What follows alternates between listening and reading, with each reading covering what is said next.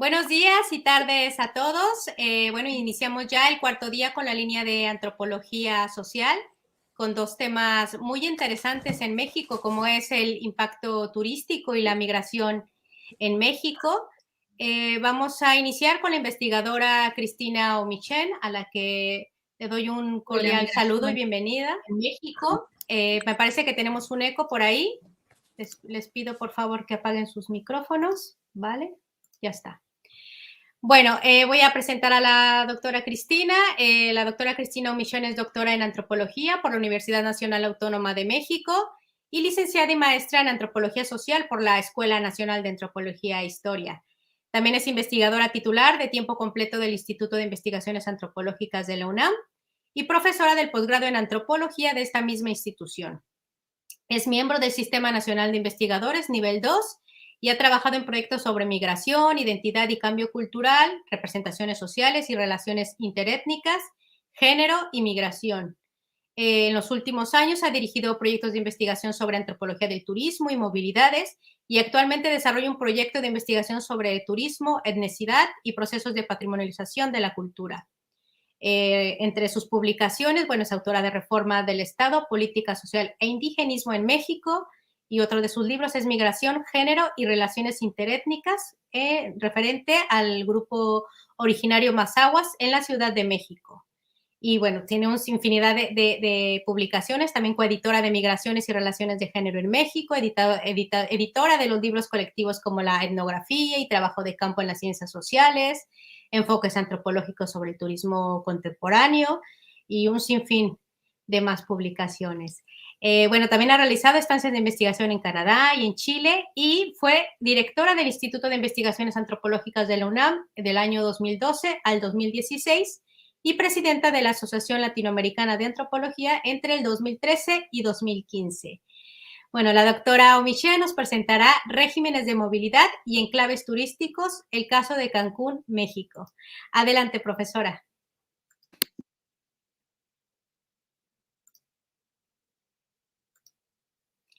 Su micrófono, doctora. Hola, ¿qué tal? ¿Qué tal? Buenas tardes, noches en España, buenos días en México. Pues es un enorme gusto, un placer estar con ustedes. Y pues desde luego quiero agradecer a la Universidad de Sevilla este espacio que nos están abriendo en el seminario México, Andalucía, 500 años de encuentros culturales. David Lagunas, muchas gracias por invitarme. Y pues tenemos unas vidas paralelas porque tanto David como yo hemos incursionado en temas de turismo, en temas de migración, o sea que somos un poco inquietos, no nos quedamos en un solo tema, sino que trabajamos en temas integrados. Y eso me da pie, pues, para hablar de un tema que desarrollo actualmente, que tiene que ver con los regímenes de movilidad y enclaves turísticos. Y voy a ejemplificar lo que voy a proponer en el caso de Cancún, México. Entonces, voy a poner mi diapositiva. Listo, doctora, ya está. No. Bien, regímenes. No, la he vuelto a minimizar. Vamos a ponerlo en grande. Mejor, se va a ver perfecto. Ahora sí. Listo. Regímenes de movilidad y enclaves turísticos. El caso de Cancún, México. Bien, aquí en esta ponencia estoy partiendo de considerar que, nunca antes en la historia de la humanidad habían existido tantos movimientos de personas en el espacio cartesiano. Las migraciones causadas por motivos de trabajo, por la violencia, la inseguridad y ahora también por el cambio climático, por un lado, y por otro, los viajes relacionados con la expansión turística constituyen dos extremos que revelan la polarización de la sociedad mundial y también este fenómeno creciente y masivo que tiene que ver con la movilidad. John Orry, un sociólogo británico, muestra cómo el sistema de movilidad se ha venido incrementando, magnificando y desarrollando a partir de una serie de interconexiones globales, tanto técnicas en el desarrollo de las comunicaciones y de los transportes. Después de que este autor demuestra la intensidad y la expansión de la movilidad por todo el mundo, realiza, y esto me parece muy interesante entre las aportaciones de Orri, una crítica a las ciencias sociales que, de acuerdo con él, seguían trabajando con las sociedades, analizando fenómenos socioculturales, cual si se tratara de entidades fijas, ancladas en un espacio y no como sociedades altamente móviles. Y ahorita pues vamos a ver algunas de las cifras.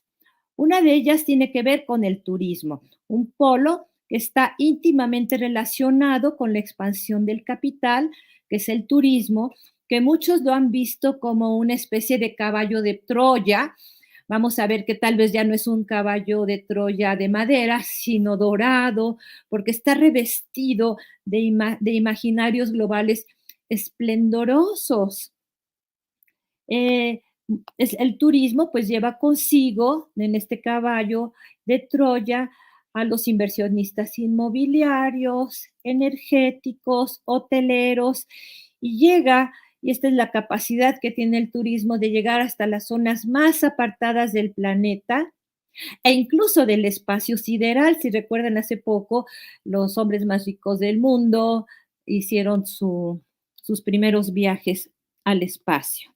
Bien, el turismo pues es un sistema dinámico. De acuerdo con el barómetro de la Organización Mundial del Turismo, en 2019 se registraron 1.500 millones de llegadas de turistas internacionales, es decir, de personas que llegan a un sitio y pernoctan, según reportes que ellos recabaron de los diferentes destinos alrededor del mundo. El año 2019, señalan, fue otro año de fuerte crecimiento, aunque más lento en comparación con las tasas excepcionales que se habían tenido en 2017, donde el turismo creció un 6%, y en 2018 un 6%.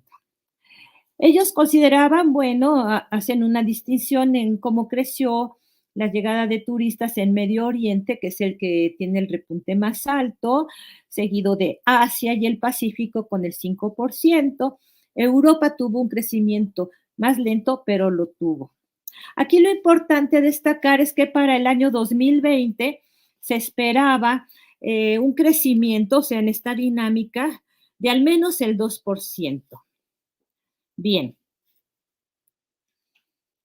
Aquí vemos a unos turistas. Imagínense esas fotos, yo creo que son muy familiares para ustedes, ¿no? Y bien, se esperaba ese crecimiento, pero en vez de llegar los turistas, llegó la COVID-19. Su propagación está íntimamente relacionada con esta movilidad y más que nada, sobre todo en las primeras fases, con el turismo. Bien. El SARS-CoV-2, que fue anunciado por primera vez en diciembre de 2019 en Wuhan, China, tuvo un crecimiento y una expansión muy acelerada. Su rápida propagación está relacionada con la turistificación planetaria y la movilidad.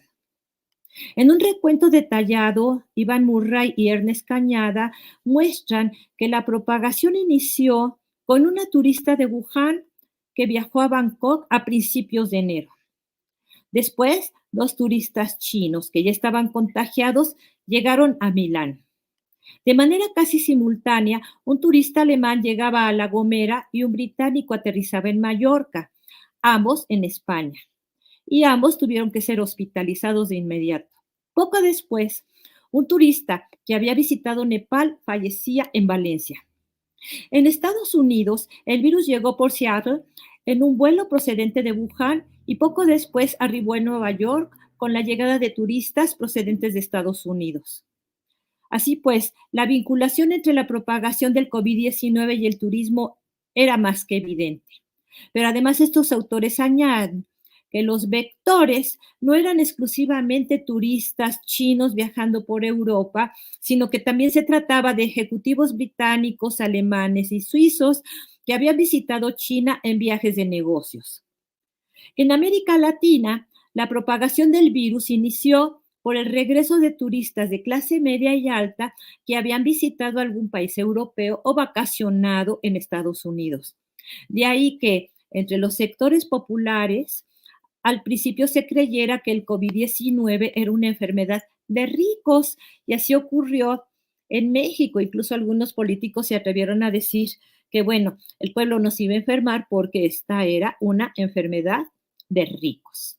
Bien, entonces, la incorporación masiva al consumo turístico, a los viajes de negocios o por motivos de estudios, así como la proliferación de empresas multinacionales de trabajadores calificados que viajan por distintos países con propósitos laborales, fue una de las características que John Urry mostraba del sistema global.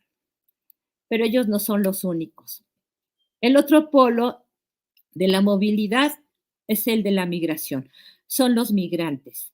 Transitar por distintos países y atravesar en pocas horas grandes distancias muestra un tipo de movilidad, como señalé, nunca antes visto. No obstante, la facilidad para viajar y atravesar fronteras no es igual para todos. Al lado de la gran movilidad turística, hay millones de personas que carecen de ella, sea porque no pueden salir de sus localidades o países de origen, o sea que carecen de los medios económicos para hacerlos. Ante ellos se interponen fronteras, diques y muros para impedirles el paso. Al lado de la gran movilidad de los turistas y trabajadores globales, entonces, y este es un tema que tenemos que analizar, se imponen las fronteras para impedirles el paso tanto a los migrantes como a aquellos que se quedan anclados en algún lugar y cuya capacidad de movimiento es sumamente restringida. Las restricciones que se imponen a la movilidad de las personas afectan, y esto es muy interesante y me parece que por eso esta propuesta de John Urry y sus seguidores, como vamos a ver más adelante los regímenes de movilidad, es muy importante porque las restricciones a la movilidad afectan más a los pobres que a las personas que cuentan con mayores recursos, más a las mujeres que a los varones, más a quienes proceden de los países del sur global que a los que son del norte, más a las minorías étnicas que a las que son miembros del mainstream. Esta desigualdad se reproduce a todos los niveles, en todas las escalas sociales, inciden de manera amplia y donde los temas que tienen que ver con la nacionalidad, la pertenencia étnica, la raza, el género, actúan de manera simultánea para mantener y reproducir dichas desigualdades. Veamos en el caso de la migración. De acuerdo con Naciones Unidas, hubo en 2020 un total de 281 millones de personas que vivían en un país distinto al de su nacimiento. Muchos de ellos eran personas que se vieron obligadas a salir de una manera forzada, y lo que señala Naciones Unidas, que principalmente es la violencia, la inseguridad y, ojo, el cambio climático, lo que está motivando que miles de personas salgan de sus países, de sus lugares de destino. A estos 280 millones de personas que menciona Naciones Unidas hay que agregar a los desplazados internos. Así pues, en la actualidad, la movilidad del turista y la del migrante son dos polos de una misma realidad. Son la versión contemporánea del Príncipe y el Vagabundo a la que alude Bauman cuando se refiere a la movilidad en un contexto de globalización polarizante, excluyente, en un mundo donde la red de interrelaciones globales son asimétricas y están marcadas por pautas neocoloniales, donde la pertenencia de clase, la pertenencia étnico-nacional y la raza, y este es un tema muy interesante, la raza la pongo entre comillas porque sabemos que las razas biológicas no existen, influyen de manera decisiva en los procesos de movilidad e inmovilidad. Y en esto quiero señalar que si nosotros, de acuerdo con esta propuesta, analizamos el proceso de movilidad e inmovilidad, vemos que es un proceso que se da a escala global, a escala nacional, a escala regional e incluso a escala de las relaciones interpersonales, en donde a la vez que hay estos flujos de movilidad, también hay fronteras. Y una de esas fronteras también se da en términos de las relaciones interpersonales, en donde el cuerpo aparece como un marcador fundamental que va socialmente a establecer ciertos criterios de movilidad o de inmovilidad para las personas y que son criterios que están pautados y que tienen como eje la raza, que tienen como eje la nacionalidad y la clase social. Bueno, pues ahora nos vamos a ir, me voy a saltar esto, miren, estos son los migrantes centroamericanos que buscan llegar a Estados Unidos. Ellos llegan de Centroamérica y tratan de llegar a dicho país atravesando por México. Entonces, estas caravanas que se crearon con el fin de darle mayor visibilidad y protección a los migrantes, pues llamaron mucho la atención en el año de 2018. Esta es una imagen, esta es otra imagen de esas caravanas y bueno, eso me lo voy a saltar para hablar del paradigma de las movilidades que, como les acabo de decir, plantea John Urry retomar, ahora le llaman el paradigma de la movilidad como una ventana para analizar una serie de fenómenos que tienen que ver con la desigualdad global.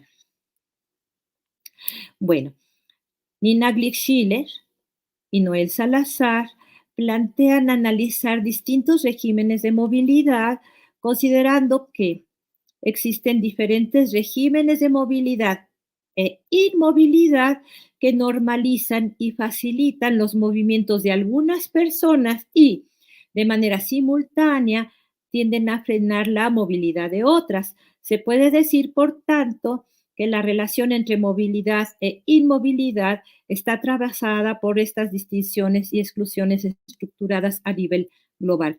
Hace rato señalaba que esta metáfora del príncipe y el vagabundo, bueno, pues el príncipe es el turista al que se le abren las puertas, se le invita a pasar, a consumir y se le trata a cuerpo de rey, mientras que al vagabundo pues lo echan a la fosa donde están los cocodrilos, ¿no? No lo dejan pasar. Aquí lo interesante que plantea Bauman es que todos nosotros podemos caer del otro lado. Si hoy somos turistas, si hoy somos príncipes, basta quedarse en el desempleo, tener una enfermedad, sufrir algún accidente, vivir en alguna catástrofe que ahora con el cambio climático pues sabemos que hay de manera continua para pasar del otro lado y convertirnos en vagabundos. Bien, Cancún. México es un país de expulsión, de tránsito y destino de los migrantes, pero también es uno de los principales destinos turísticos en América Latina. Es el 10º país por el número de visitantes que acuden a él año con año. Así que mientras cientos o miles de trabajadores mexicanos viajan a Estados Unidos y Canadá para participar en labores agrícolas y en otras actividades económicas, miles de estadounidenses, canadienses y turistas procedentes de Europa llegan a las costas mexicanas para escapar a los crudos inviernos. Y uno de los principales destinos turísticos es Cancún, que bueno, ahí está en el mapa. Con ellos también están llegando un número creciente de jubilados que llegan a vivir de manera temporal o permanente. Bueno, aquí en la península de Yucatán se encuentra la Riviera Maya, donde Cancún es esta pequeña ciudad y un poquito más abajo donde se ve una pequeña islita. Bueno, esa franja es la Riviera Maya y la pequeña islita que se ve es Cozumel. Podríamos decir que se trata de un enclave que está interconectado globalmente a través de la infraestructura aeroportuaria, que es por donde llega la mayor cantidad de turistas. También hay infraestructura carretera, cadenas hoteleras y amplios servicios que posibilitaron tan solo en Quintana Roo, que es donde está Cancún, que llegaran en 2019 18 millones de turistas, 13,000 de los cuales son turistas internacionales.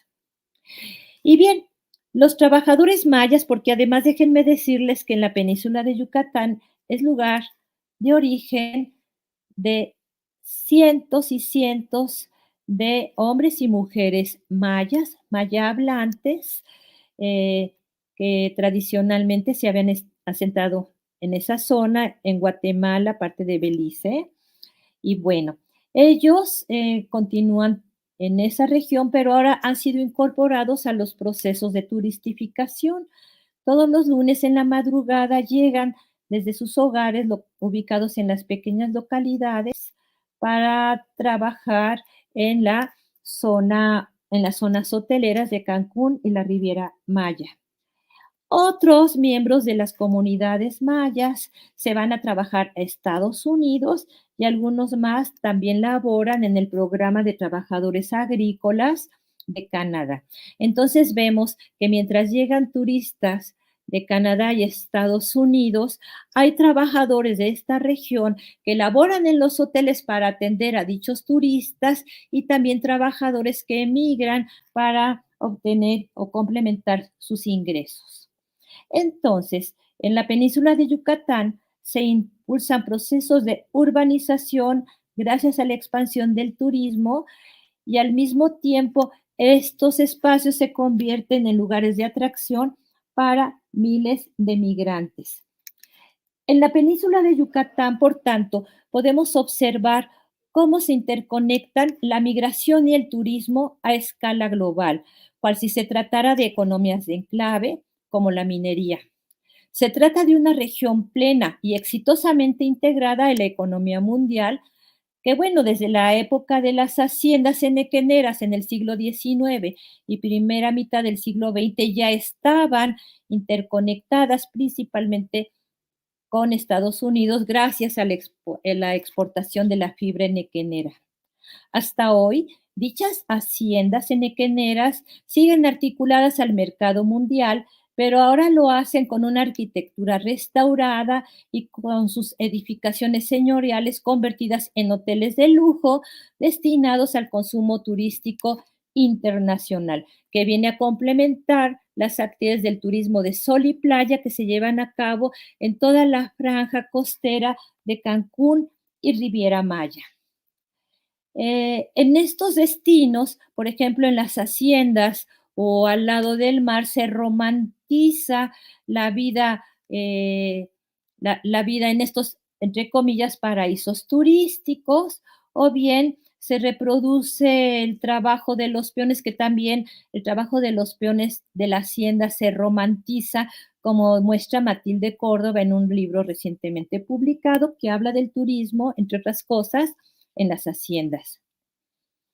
Bien, Matilde Córdoba no encuentra ninguna diferencia, y esto ya es toda una discusión que se está dando, entre el extractivismo minero, por un lado, y lo que ella denomina el extractivismo turístico, porque al tratarse de una economía de enclave, hay un proceso mediante el cual se genera crecimiento más no desarrollo, es decir, la población de la península en este lugar tan exclusivo, tan mundialmente reconocido, al que llegan millones de turistas, pues los trabajadores se ven obligados a emigrar, ya sea a Canadá o Estados Unidos, o a trabajar en condiciones de flexibilidad laboral, de precariedad laboral en esta zona. Yo añadiría que en esta relación del trabajo precario, bastaría con señalar que el costo de una habitación, por ejemplo, en la Riviera Maya, representa el salario de una quincena de trabajo de una recamarera. O sea, si una habitación más o menos económica, que ande entre los 4 o 5,000 pesos por una noche, es lo que recibe la trabajadora por 2 semanas de trabajo.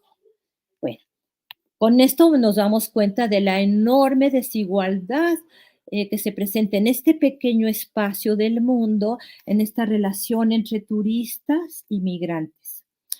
Ya para terminar, señalaría que en estos espacios la interacción cara a cara se presenta de una manera constante y donde en un mercado de trabajo eh, segmentado y racializado, se reproducen otras escalas de las relaciones globales.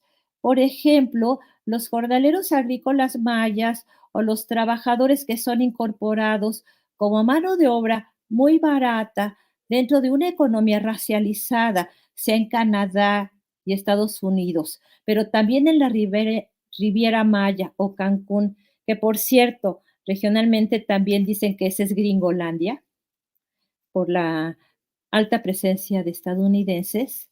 Dice, esta presencia forma parte de una globalización que, parafraseando a Aníbal Quijano, puede entenderse como un patrón de poder mundial cuyos ejes fundamentales descansan en la clasificación de la población sobre la idea de raza. Pero nos preguntamos, ¿y qué es la raza? Para Aníbal Quijano se trata de una construcción cultural que expresa la experiencia básica de la dominación colonial. Por tanto, la movilidad de los mayas, sea para trabajar en la zona turística de Cancún y la Riviera Maya, sea para sumarse al trabajo agrícola en Canadá y Estados Unidos, se inserta dentro de una economía global que también es una geografía o una geopolítica que implica relaciones de poder y dominación que se dan a escala planetaria, pero que también se expresan y reproducen en el ámbito regional, local y hasta en la relación personal cara a cara. ¿Y qué mejor elemento para significar la pertenencia social que el propio cuerpo? El cuerpo es el soporte del cual se inscriben los atributos de identidad.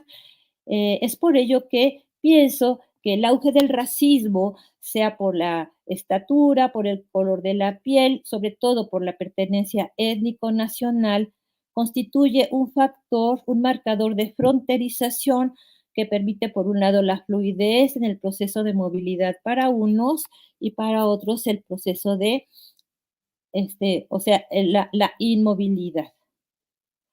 Para los y las jóvenes de las comunidades mayas de la península de Yucatán, la migración hacia Cancún y la Riviera Maya ha operado como una suerte de escuela para salir a Estados Unidos, pues quienes logran ser contratados en los hoteles y otros negocios aprenden el inglés, entablan comunicación con los estadounidenses, que son el principal mercado emisor de turistas, y se han integrado en los flujos migratorios internacionales.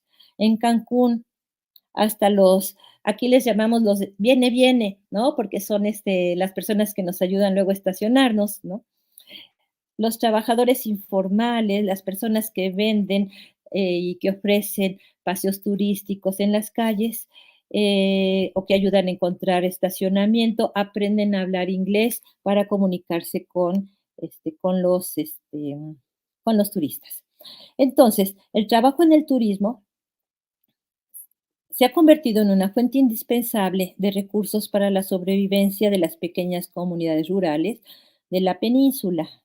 Dada la importancia de los recursos que se obtienen en esta zona de atracción de la migración interna, esta región turística de Cancún se ha identificado como, y así lo nombra Pedro Levin, como el norte en el sur. Es decir, una representación en miniatura de lo que sería la posible migración hacia Estados Unidos. Por otra parte, y debido a las características socioculturales y económicas de Cancún como enclave turístico estadounidense, A este también se le conoce popularmente como Gringolandia, espacio transnacional multicultural, altamente interconectado y racializado, en donde el espacio físico está altamente segregado y donde, como dije, los salarios de los y las trabajadoras en el principal destino turístico de Latinoamérica se encuentra entre los más bajos del país. Y bueno, eh, yo concluiría, les voy a poner una fotito. Miren, ahí está, lindo. Ahí está Tulum.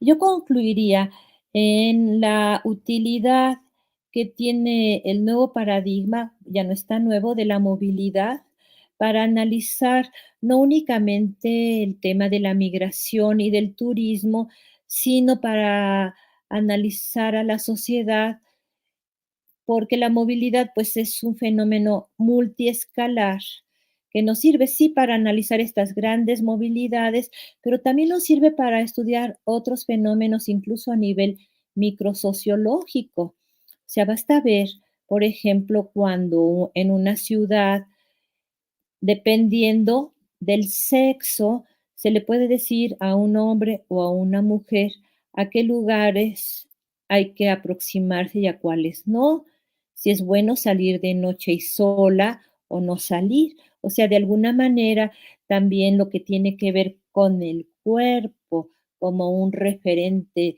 con un significante sobre el cual se le van a dar una serie de atributos, constituye otro elemento que podríamos analizar en interacción con todos los demás procesos sociales y culturales para mostrar o para analizar procesos de integración o de segregación y que tienen que ver con la manera en cómo se ha internalizado esta idea de raza asociada a prácticas de exclusión y al racismo.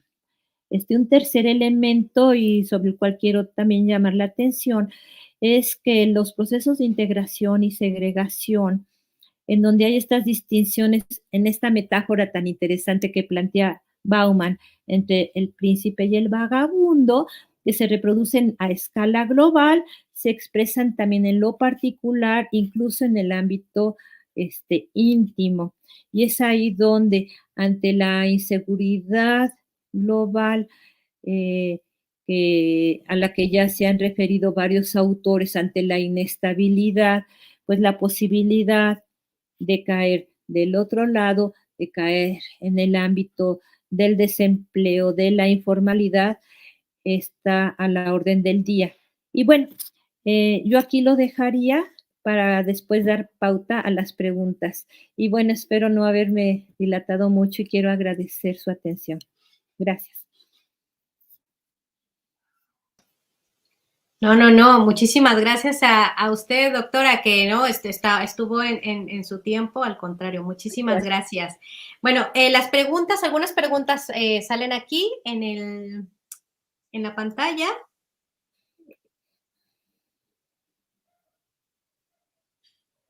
Ah, sí, sobre la inversión turística en la península obligaría a los habitantes a abandonar sus hogares a largo plazo, como un proceso de desalojo. Pues pienso que sí, miren, bueno, lo que es un proceso muy complejo, o sea, no hay una relación automática causa-efecto. Lo que sí hemos notado es, bueno, se crean turismo, el turismo genera estos grandes destinos que son Cancún y la Riviera Maya, y que ahora además va a crecer porque hay un proyecto que es el proyecto más importante que hay en el país, que es el Tren Maya, que es un tren que va a avanzar por 1,500 kilómetros y que va a interconectar a 5 estados de la República. Bueno, pues todo eso va a atraer mano de obra. Aquí el tema es acerca de la expulsión, o sea, de la gente que se va a otros países. El tema es que, fíjense, a pesar de que llega las inversiones del capital global y llegan los turistas internacionales, hay divisas, los salarios son muy pequeños. Esto no permite el desarrollo, o sea, estamos hablando de salarios ínfimos, o sea, el salario mínimo incluso es más bajo que el salario mínimo a nivel nacional. Pero no nada más. Estamos hablando de trabajo precario en el sentido de que los trabajadores que tienen la suerte, porque también son afortunados, o sea, hay muchos trabajadores informales, de trabajar, por ejemplo, dentro de los hoteles, ellos firman contratos y esto ya tiene 40 años desde que se crea Cancún como destino turístico. Hay una modalidad que se llama el 4x1 y uno pregunta, ¿y qué es eso del 4x1? Bueno, son 4 meses de trabajo por uno de descanso. De acuerdo con la ley, si una persona puede tener 15 o 20 años de estar trabajando en el mismo hotel, pero con estos contratos no logra acumular antigüedad, que es un requisito indispensable para, por ejemplo, poder jubilarse. O peor aún, se puede tener 10, 12, 15 años tendiendo 10, 12 camas y haciendo cuartos todos los días, como ya Ernest Cañada lo ha demostrado en España, donde las trabajadoras, al paso del tiempo y con todas esas rutinas, pues físicamente se van desgastando a grado tal que hace necesario empezar a tomar analgésicos por los dolores en el cuerpo. Entonces, si una trabajadora tiene 15, 18 años o menos tal vez de estar trabajando como recamarera, ¿a quién va a demandar, por ejemplo, una pensión por por enfermedades del trabajo? ¿Quién va a reconocer esas enfermedades laborales? Nadie. Entonces están muy desprotegidos los trabajadores y son cosas que tienen que cambiar. Ahora bien, el avance de la turistificación sí está implicando el desarrollo de toda la industria, incluyendo la inmobiliaria, el turismo de segundas residencias, pero eso se está haciendo sobre las tierras de ejidos y comunidades indígenas, que a veces los propios ejidatarios venden a muy bajo costo o bien les ofrecen que van a ser socios del emprendimiento turístico, que son así como sueños guajiros, porque no necesariamente, hasta casos que han llegado a haber violencia para despojarlos. O sea, aquí nuestros geógrafos hablan de la acumulación por despojo y me parece que el caso de la península y toda esta expansión turística, que sí tiene estos tintes extractivistas, pues es parte de estos procesos de acumulación por desposesión, ¿no? Esta pregunta va relacionada un poco con lo que has contestado. Dice, con tanto recurso económico que ingresa, ¿hay inversiones para mejorar las condiciones económicas, educativas, sociales de la población, que es el recurso más importante? Pues no. Eh, Ustedes van a Cancún un día que vayan, van a ver todo el contraste que hay entre la zona hotelera, tan elegante, impoluta, con unas construcciones majestuosas, faraónicas, y la parte donde habitan los trabajadores. Muchas veces que, como se trata, algunos ya se trata de nuevos asentamientos, pero hay otros que tienen mayor antigüedad y bueno, se carece de todo, o sea, no hay parques, no hay jardines para que se diviertan los niños, y si bien el nivel educativo es superior al del resto del estado, de todas maneras las condiciones laborales son bastante deterioradas. Se dice que el turismo genera empleos y que atrae divisas, y efectivamente el turismo trae divisas, pero resulta que muchas veces ese dinero aquí no se le llega a ver ni el polvo, ¿no? Porque muchas veces los tours se contratan desde los países emisores, allá se paga y ese dinero no se ve. Y bueno, si a eso añadimos que durante el periodo neoliberal, los últimos 30 años por lo menos, pues muchas de estas empresas no pagaban impuestos. O sea, la política de estos gobiernos había sido, y espero que se elimine, espero, hasta no ver, no creer, dicen que eso ya se va a eliminar, pero ni siquiera pagaban impuestos. Entonces, pues, ¿de dónde va a salir? Esperemos que eso cambie. Han anunciado que eso sí va a cambiarse, que ya se está transformando, pero pues hasta no ver, no creer. Muchas de las utilidades que se generan con el turismo son repatriadas a los lugares de origen de las grandes cadenas o de las grandes empresas.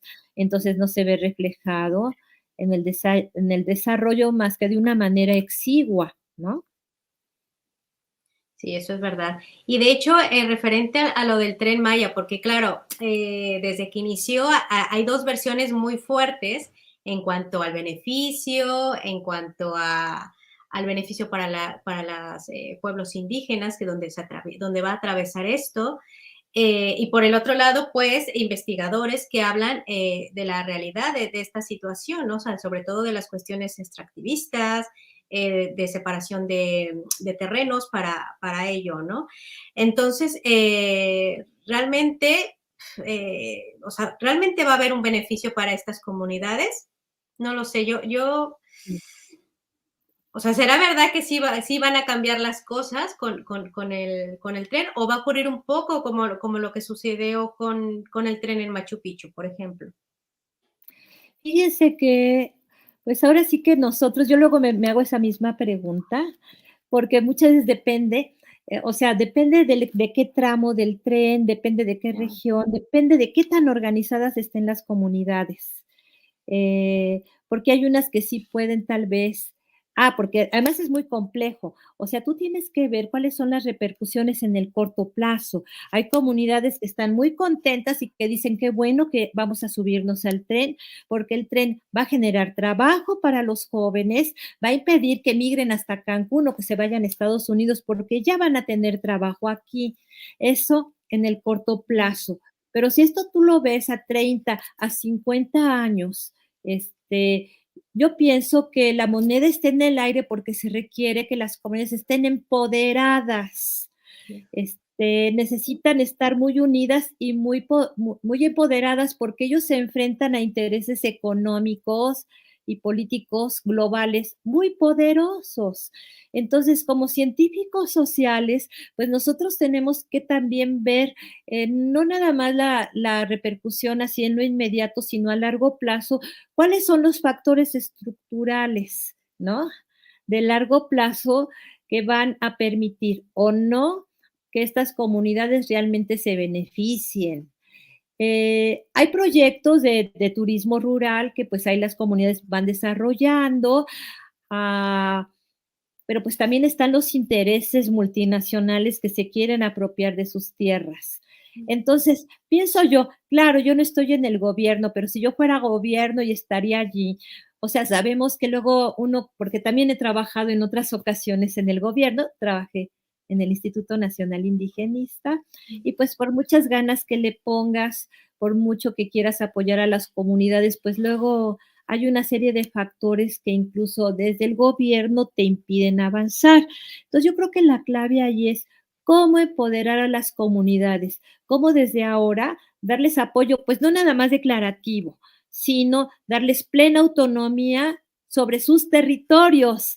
Eso es bien importante. ¿Cómo van a protegerse los pueblos indígenas si no se les reconoce como sujetos de derecho? Y que es la vieja demanda zapatista, que ustedes recordarán, que era esta lucha por el reconocimiento como sujetos plenos, con derechos dentro de un Estado multicultural. Entonces es algo que todavía no se resuelve, a veces se elude la discusión o no se aborda.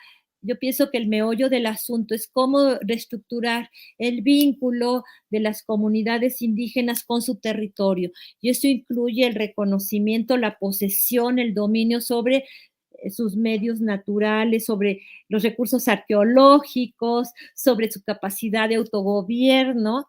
Y bueno, pienso que para eso también falta mucho, porque además, a diferencia de tal vez las comunidades mayas guatemaltecas que han tenido toda una larga trayectoria de movilización y de luchas, en el caso de los mayas peninsulares no hay esos procesos necesariamente.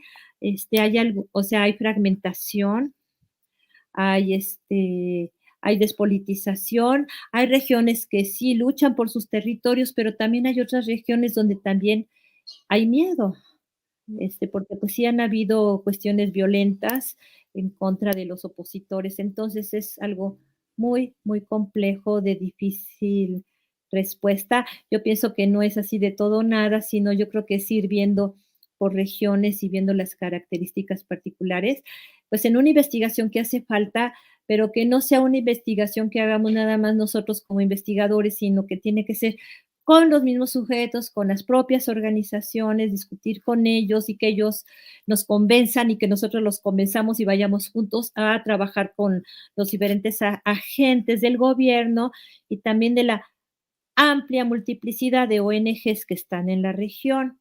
Bien. Muchas veces hay ONGs que protegen el medio ambiente, pero no les importa la gente, ¿no? Entonces yo pienso que es importante generar estos procesos de convergencia.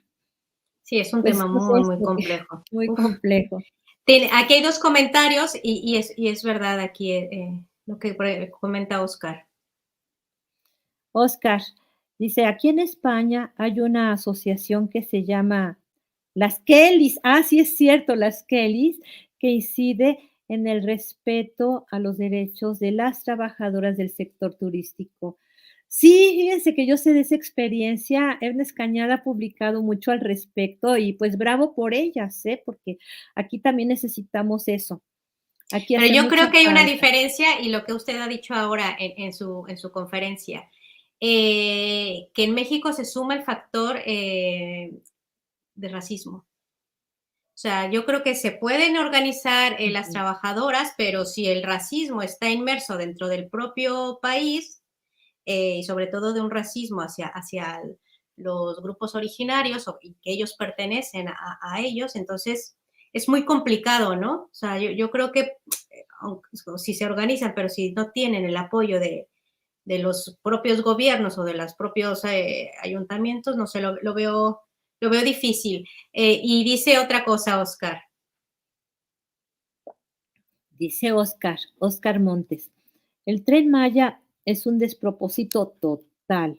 El sector turístico tiene el reto de formar comunidades de desarrollo, no comunidades de empleados, claro, de los hoteles, desarrollando polos de proveedores locales. Bien, de acuerdo, Oscar, tienes toda la razón. Ahora fíjense que ese racismo es nacional, pero también es internacional. Fíjense que ahora que estaba la pandemia, me fui a dar mis vueltas por allá y era sorprendente ver la resistencia de muchos turistas, tanto nacionales como extranjeros, de utilizar, por ejemplo, algo tan sencillo como el cubrebocas. Incluso se molestaban.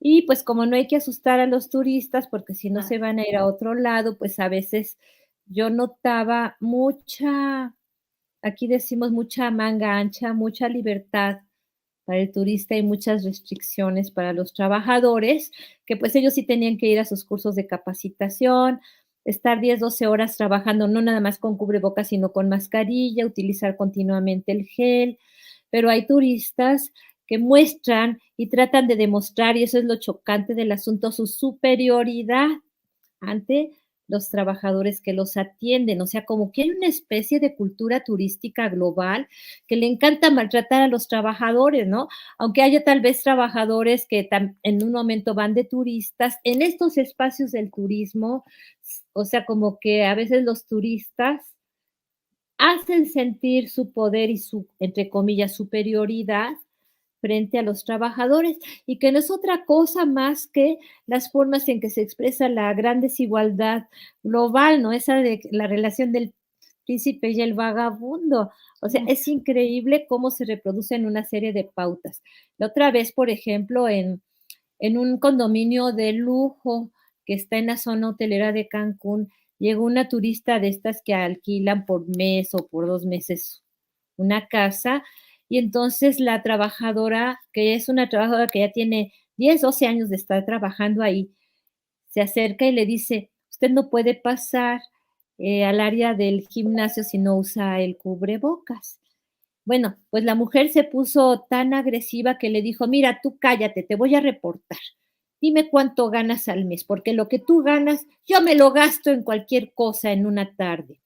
A ese nivel. O sea, me da la impresión de que en estos espacios del turismo se exacerba el clasismo y el racismo. Y hay una cultura del turista que yo creo que también hay que transformar, porque de otra manera, ahora sí que con el Tren Maya, pues se va a reproducir esa abominación global y no puede ser, y no lo debemos permitir.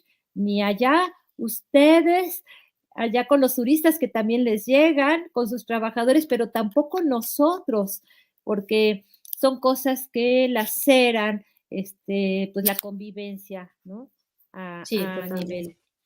Sí, por mundial, eso ¿no? es importante escuchar de la mano de expertos, porque es verdad, hay mucho turismo español que se va a Cancún. De hecho, es moda irse incluso de lo que es la luna de miel, ¿no? Mm, Y pues saber, ¿no? Que detrás de toda esa Disneylandia que se llama ándale, Área Maya, ándale. pues hay mucha gente detrás, ¿no? Que está trasladándose de sus casas, no solamente desde Cancún, sino desde Tabasco, desde Así es, Veracruz, que tienen que alquilar una casa ahí de su así propio es, sueldo para estar ahí. Y me pareció muy exacto. interesante esto, que yo no lo sabía, que es que van para aprender el inglés, ¿no? Y después irse. Entonces, no sé, Mm. me parece muy interesante. Tienes Y aunque no se muchas de vayan, estas. y aunque no se vayan, van con esa Sí, idea. Luego yo me pongo a platicar, le digo: "Oye, ¿tú cómo aprendiste el inglés?". Dice: "Pues hablando con la gente", pero dice: "También a través de Internet", porque ahora también, cursos en línea, y es increíble que ahora sí que hasta el viene, ese señor que dice: "Viene, viene". sí, Bueno, hablan inglés. O sea, me sí, parece que sí, es un sí. laboratorio muy importante para que veamos todos estos procesos. Sí, totalmente.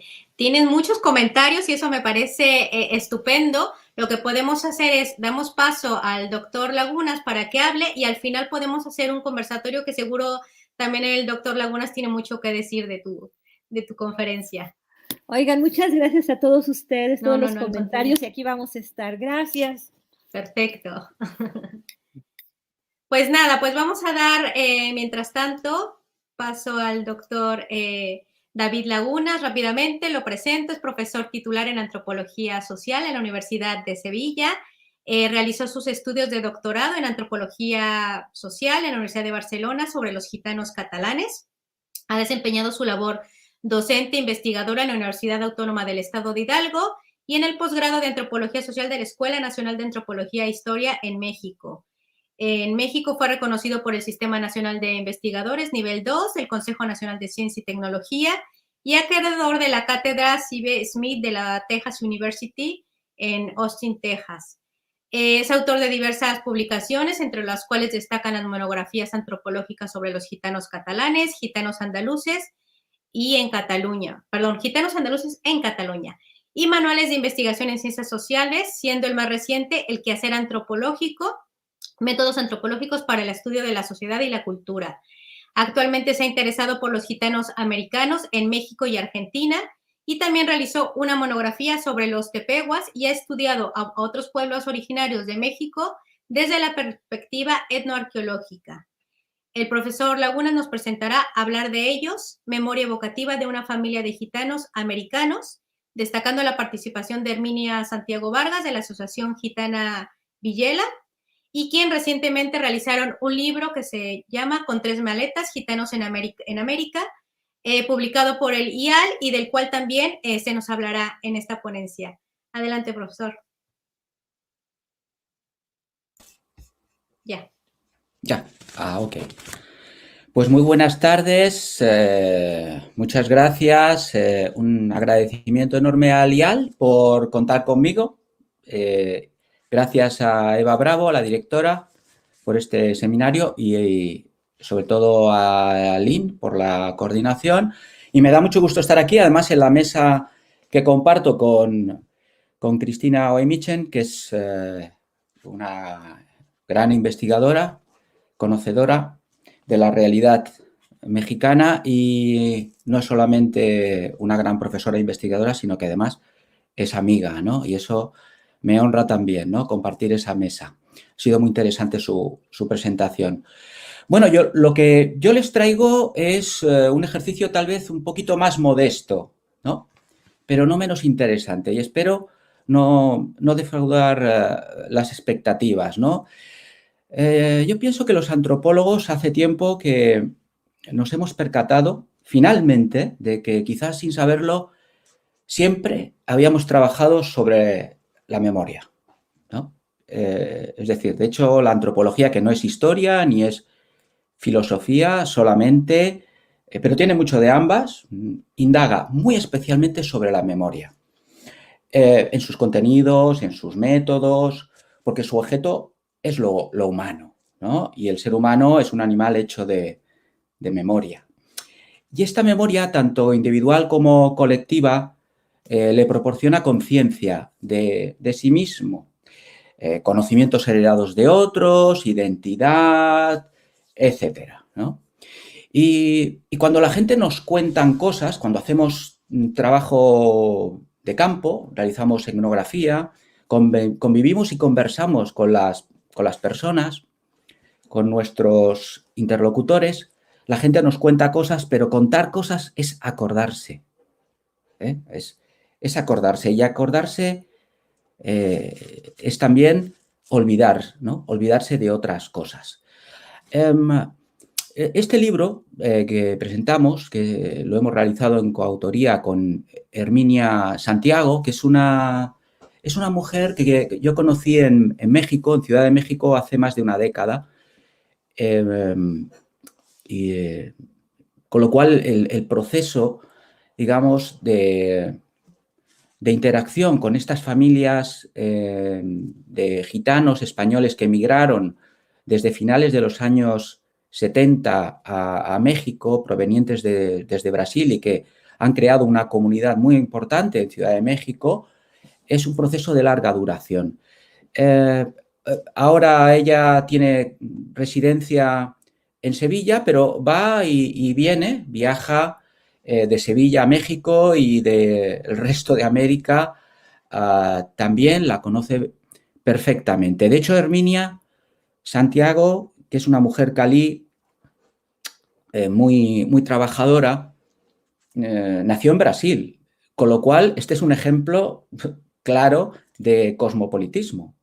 Es decir, el hecho de que estamos hablando de personas que nos enseñan las complejidades de un estilo de vida tal vez nómada, móvil, itinerante, cosmopolita, que han traspasado, ¿no?, las fronteras de una manera habitual a lo largo de la historia. Y recuerdo un trabajo de una investigadora francesa, Adèle Soutre, que ha investigado acerca de los documentos de la movilidad transatlántica de los romaníes europeos hacia América. Y recuerdo un trabajo de registro de la descripción que se hace, si no recuerdo mal, en la aduana de, creo que es de Colombia, si no recuerdo mal, o Perú creo que es, donde el funcionario de aduanas de Perú, estamos hablando de la década de 1920, describe un grupo de mujeres y de hombres romaníes que en ese momento están intentando entrar en el país. Y la descripción que hace, porque conocemos los documentos, ¿no?, del funcionario de aduanas, es de que esas mujeres llevaban en la cabeza varias monedas de oro y varias monedas de distintos países americanos. Y es interesante porque este es otro ejemplo histórico de este cosmopolitismo, que sería, digamos, una característica, creo que definitoria en este sentido, ¿no? Herminia Santiago ha viajado por América durante toda su vida, ¿no? Es una trayectoria ejemplar. Y entonces este libro pues trata de reunir la experiencia, la vida de una familia concreta, de la familia de Herminia, de una familia que se llaman a sí mismos gitanos americanos. Tal vez habría que hacer una pequeña aclaración, ¿no? ¿Qué entendemos por gitanos americanos? Los gitanos americanos son gitanos de origen español que han elegido América Latina y ocasionalmente también zonas de Estados Unidos habitadas por latinos como su espacio vital, ¿sí? Entonces, gracias a esta interacción que he podido tener con ellos ya desde cuando vivía y trabajaba en México, la primera década del 2000, he ido poco a poco reconstruyendo la historia a través de estos relatos personales que muestran lo estrechos que son los lazos digamos, de estos gitanos americanos que llegaron primeramente a Argentina a mediados de los años 50, ¿no? Se establecieron allí, hay una importante comunidad en Argentina, tal vez es la más importante y la más numerosa a día de hoy. También en Venezuela tuvieron una implantación importante y posteriormente llegan a México en el año 78 aproximadamente y forman la comunidad actual. Pues estos relatos muestran lo estrechos que siguen siendo los lazos con las familias que se quedaron en España y lo frecuentes que son las idas y venidas entre Europa y América. Es decir, a través de estas fotografías, claro, podemos ver esta historia de los movimientos en los países de Sudamérica, de Centroamérica, y cómo esta comunidad de Ciudad de México forma parte de una red mucho más amplia de familias gitanas que abarca todo el continente, ¿eh? Y muestra el conocimiento que han adquirido de la geografía humana de México. Ellos dicen que conocen México como la palma de su mano, ¿no? Y de la propia América, a través de estas prácticas tradicionales de comercio itinerante, venta a domicilio, especialmente de productos textiles y de otro tipo de productos de uso personal, como perfumes, etcétera, etcétera, ¿no? Por tanto, aquí vemos otra realidad, ¿no? Otra expresión de estos regímenes de movilidad que planteaba Cristina Oehmichen, ¿no? Es decir, una red de familias que ha desarrollado pues una refinada y una compleja cultura de la movilidad que practican a nivel local, a nivel regional, nacional, continental, transcontinental o transatlántico, tanto en entornos rurales como en entornos urbanos, ¿no? Claro, al apreciar, ¿no? Este capital de movilidad que poseen estas familias, uno se da cuenta que es realmente anticuada, ¿no? Esta vieja dicotomía entre nomadismo y sedentarismo, entre gitanos nómadas y gitanos sedentarios, tema que ha llenado páginas y páginas de argumentos todavía inconclusos, ¿no? Pero la rígida diferencia entre las migraciones nacionales y las migraciones internacionales también es analíticamente ineficaz. Es decir, aquí no encontramos tal división, ¿no? Los gitanos americanos podríamos decir que han elegido América como su espacio vital potencial y en realidad es el mundo entero. Cualquier parte del mundo en el que haya payos, es el término que ellos utilizan para describir a los no gitanos, allí donde hayan payos, en cualquier parte del mundo, potencialmente, de alguna manera, donde les puedan vender mercancía, es en el límite, todo el planeta es potencialmente el espacio vital de los gitanos. ¿Sí? Cualquier parte del planeta, ¿no? Y esto es interesante, aunque ellos han elegido América Latina especialmente como un lugar privilegiado, sobre todo por una cuestión del reparto lingüístico, la practicidad de la comunicación en el español. Esto ha facilitado mucho pues, su implantación, ¿no? Es interesante. Yo creo que, claro, a través de este análisis centrado especialmente en la fotografía, porque lo que vemos en el libro son las fotografías del álbum familiar de Herminia. Este álbum familiar, creo que es interesante puntualizar, si queremos tener una consideración mínimamente seria, no solamente del análisis antropológico de documentos visuales, como son las fotografías y qué tipo de imágenes se pueden analizar desde la antropología, sino justamente la propia fotografía. Y en concreto las fotografías familiares, ¿no? Y aquí es interesante la reflexión acerca de una gran dicotomía, ¿no?, que encontramos entre ciertas cosas, ¿no?, ciertos objetos. Aquellos objetos que son objetos usados, aquellos objetos que tenemos en casa que ya están gastados, abollados, medio rotos, escacharrados, ¿no?, sin una pieza, desvencijados, que serían ese tipo de objetos que forman parte de los estratos más bajos del sistema de los objetos, que diría Jean Baudrillard, ¿no? Esos materiales que en un momento dado han sido declarados inservibles, que los tenemos tirados por la casa, en algún rincón, en el cuarto, en el armario o en el purgatorio, ¿no?, y que tarde o temprano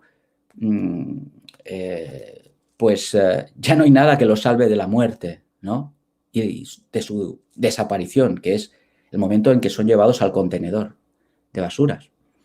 Pero en la otra punta de este rango del orden social de las cosas se encontrarían esos otros objetos, podríamos decir, lujosos, también podrían ser las reliquias sagradas, ¿no?, los talismanes, las obras artísticas, que son las que se exhiben en las galerías o en los museos, y, por supuesto, esas cosas que conservamos en casa, las que guardamos en nuestras carteras. Una fotografía en nuestra cartera, aquellas que almacenamos en los desvanes, en cajones, en fondos de armario, a los que regresamos de tanto en tanto, y que también exhibimos en nuestros comedores, esas fotografías que están en el comedor de nuestra casa o en nuestras habitaciones. Recordemos, por ejemplo, las cajas de zapatos que tenemos en casa, a veces debajo de la cama, ¿no?, que los adolescentes también conservan a veces. Recuerdos, vete tú a saber de qué, ¿no? Son todos esos objetos que no regalaríamos a nadie y que bajo ningún concepto se nos ocurriría tirar a la basura, ¿no? ¿Por qué? Porque significan algo y significan mucho para nosotros. Son las fotografías familiares.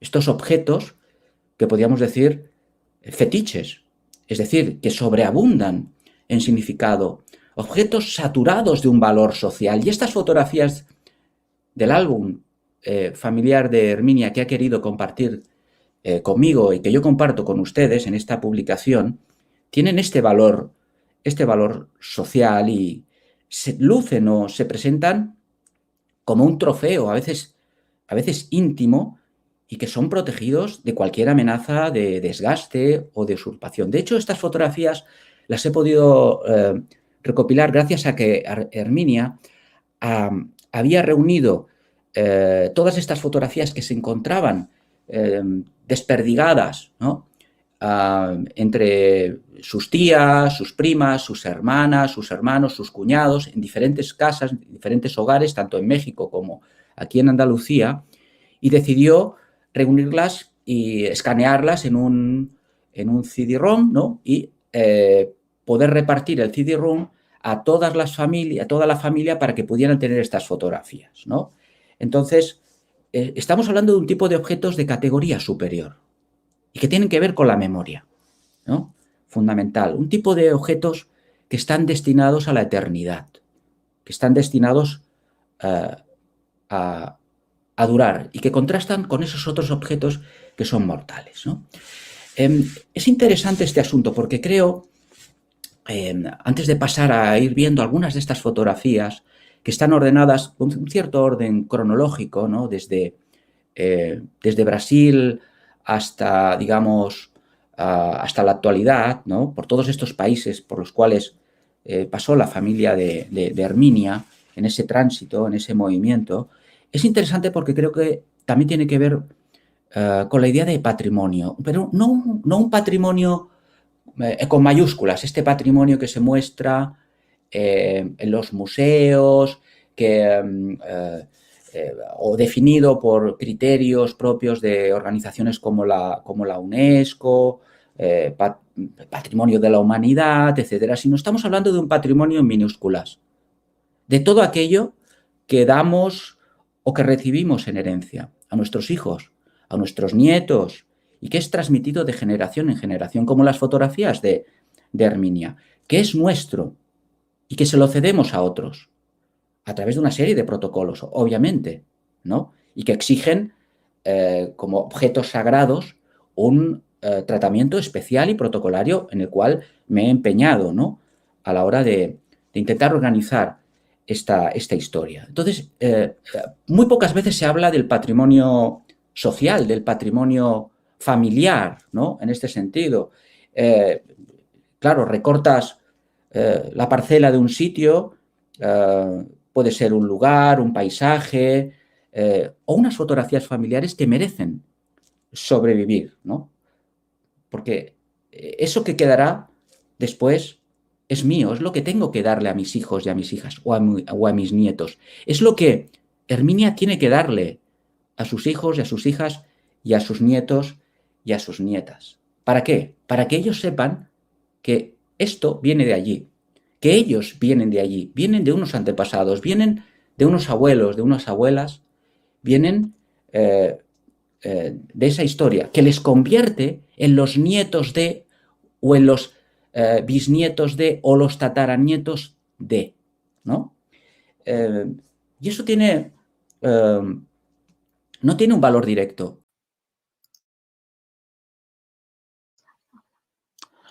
Ok, lo siento mucho, pero esta noche no estábamos teniendo mucha suerte con la tecnología.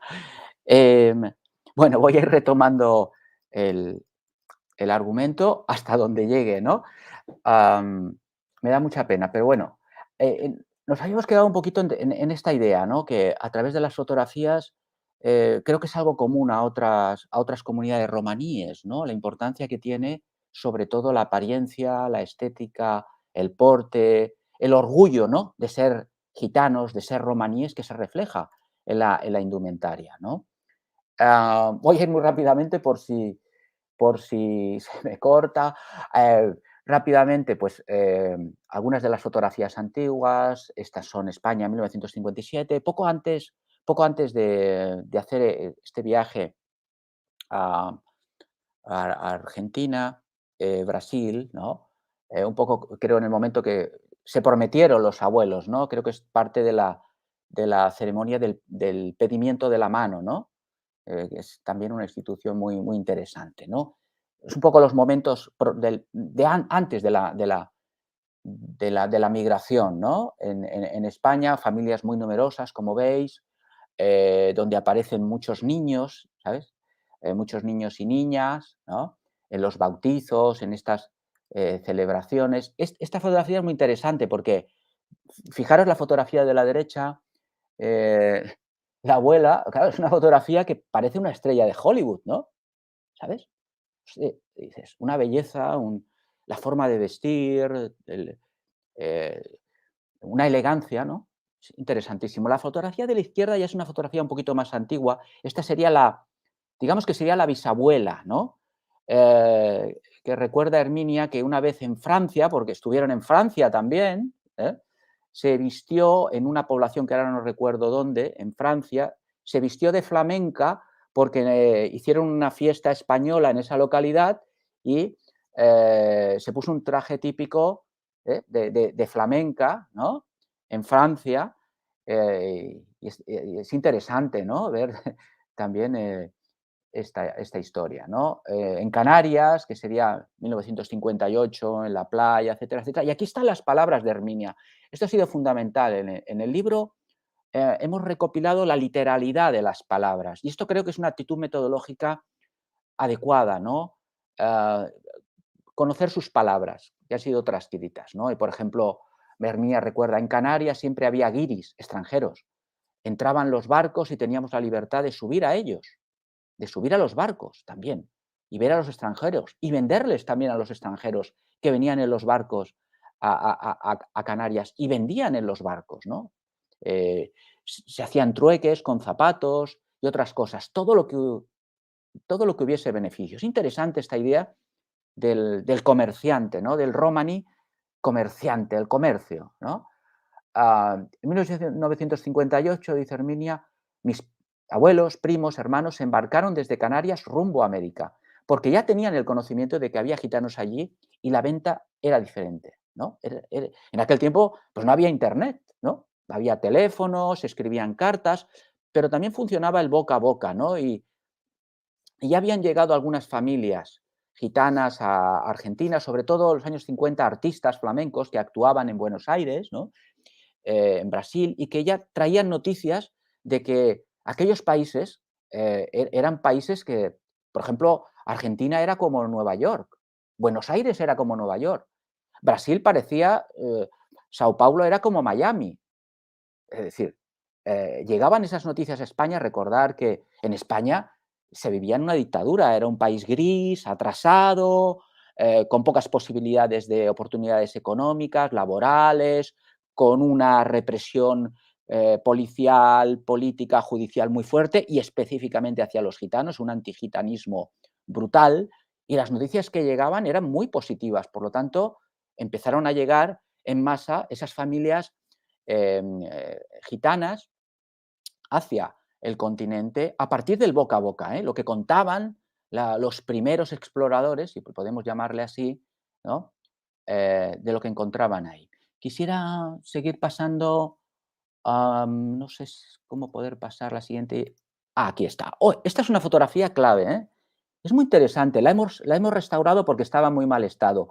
Es una fotografía de 1958 de uno de los dos barcos que empezaron a hacer estas rutas, año 57, si no recuerdo mal, el Cabo San Roque y el Cabo San Vicente, dos barcos de la compañía Ibarra, que hacían la ruta Cádiz, Canarias, llegaba a Santos, luego paraba en Sao Paulo, posteriormente en Montevideo y Buenos Aires. Y aquí, ostras, hay un pequeño detalle que yo no me había dado cuenta, ¿no? Aquí aparecen familias gitanas, tal vez la familia de Herminia, ¿no? Y alguien me lo hizo ver, un amigo mío caló, le enseñé la fotografía y me dijo, en efecto, aquí hay familias gitanas. Y yo le pregunté, ¿cómo sabes que hay familias gitanas? Dice, porque, se lo voy a señalar aquí con el puntero, aquí hay una mujer vestida de negro, ¿no? No sé si ven aquí en la fotografía esta mujer sentada, de luto, posiblemente, ¿no?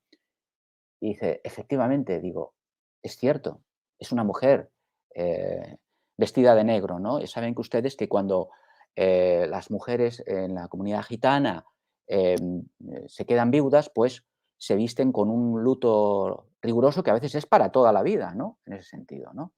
Es interesante. Este es el barco, el Cabo San Roque, de la compañía, y otras fotografías que muestran también un poco esta trayectoria, ¿no? Este ciclo de la vida y el paso del tiempo, ¿no?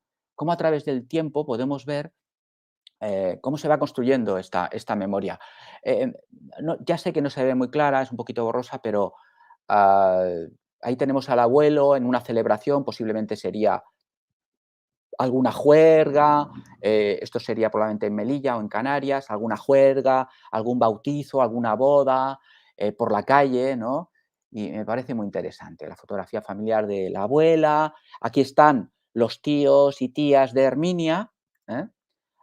Brasil, que es el final del trayecto de aquel barco, era Argentina, pero pasaron previamente por Brasil y estuvieron un año y luego se trasladaron a Argentina, ¿no? Entonces decía, o dice Herminia, era otra manera de vivir, era una vida muy sana, las casas abiertas todo el tiempo, te brindaban las personas a que pasaras a su casa, que comieras y si podían, pues les vendían algunas de estas mercancías, ¿no? Gente amable, nada tenía que ver con la delincuencia, ¿no? Otra de las fotografías de los tíos y tías de Herminia en Brasil, algunos bautizos. Voy pasando un poco rápidamente. Esta fotografía que me parece que es icónica y que es la portada del libro.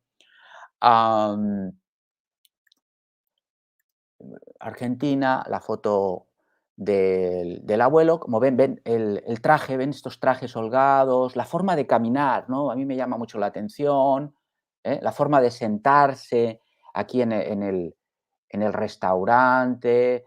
Todas estas imágenes me parece que dicen mucho, ¿no? Aquí lo tenemos al abuelo, dice, mi abuelo siempre estaba viajando, él siempre llevaba su género, su mercancía por delante. Él llegaba a un país con dinero y con su género, su mercancía. es un poco yo creo que es una característica, ¿no?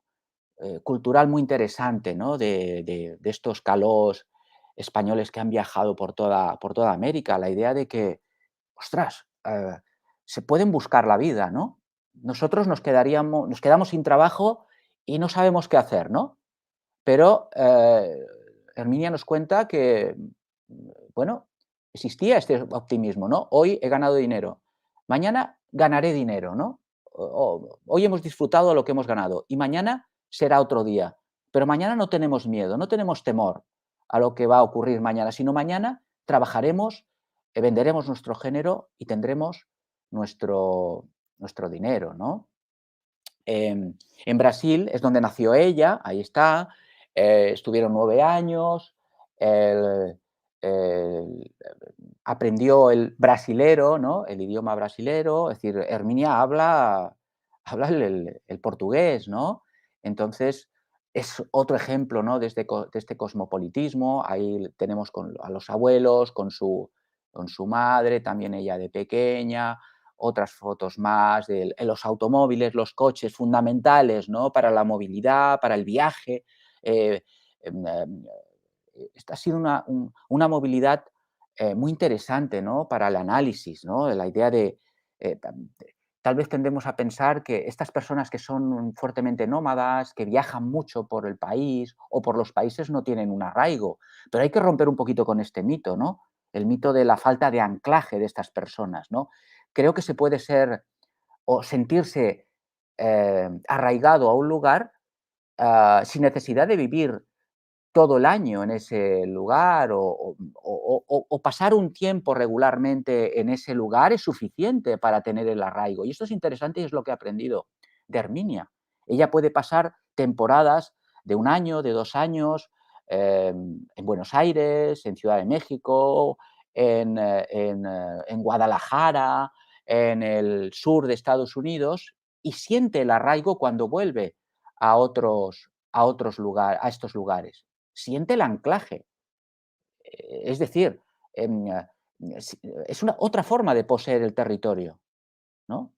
A través de la movilidad, ¿no? Es decir, que el arraigo no es solamente una definición estrecha, ¿no? De alguien que lleva 30 o 40 años viviendo en el mismo lugar. Ellos también tienen arraigo. Y cuando vuelven a esos lugares, y ahora volverán a México y volverán también a Argentina y posiblemente a Estados Unidos, se sienten identificados con esos lugares, con el arraigo, ¿no? Hay una serie de fotografías, unas más actuales, donde siempre aparece la familia, ¿no? En las celebraciones cotidianas, en los bautizos, en las bodas, en las celebraciones, ¿no? Eh, eh, Costa Rica, por ejemplo, fíjense, ¿no? Dice, en Costa Rica mi abuelo se dio cuenta que la gente vestía muy bien. Llegan a Costa Rica desde Brasil.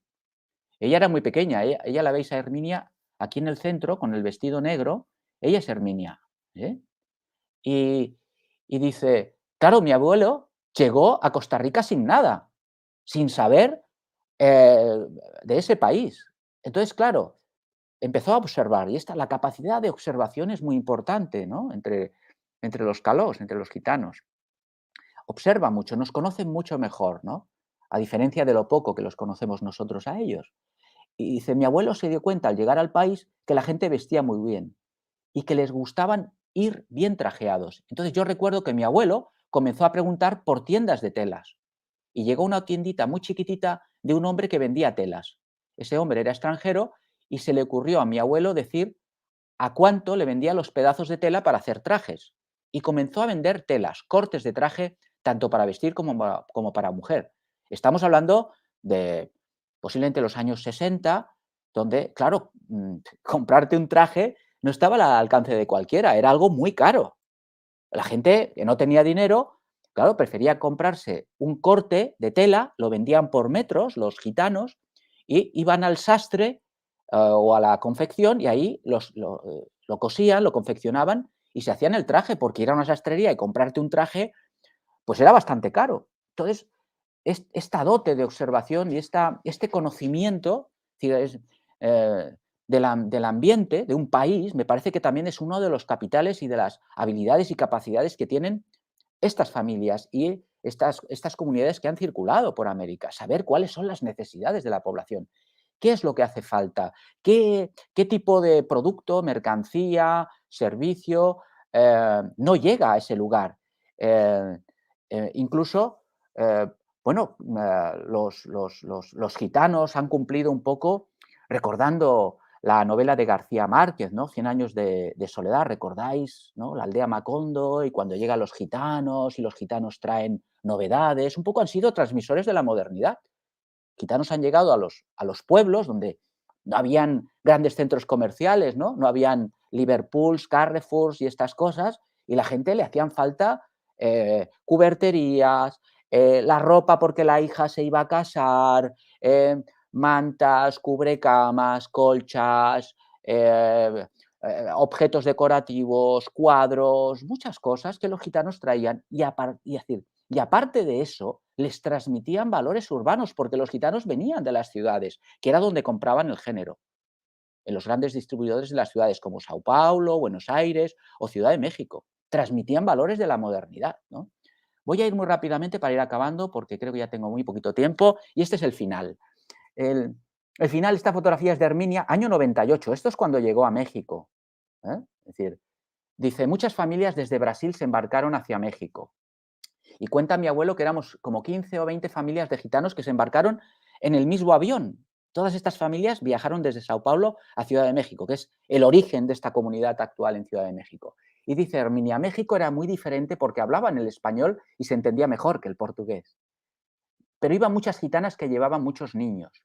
Y nosotros no hablábamos el español, imaginaros, ¿no? Hablaban mejor el portugués, ¿no? Hablábamos el brasilero.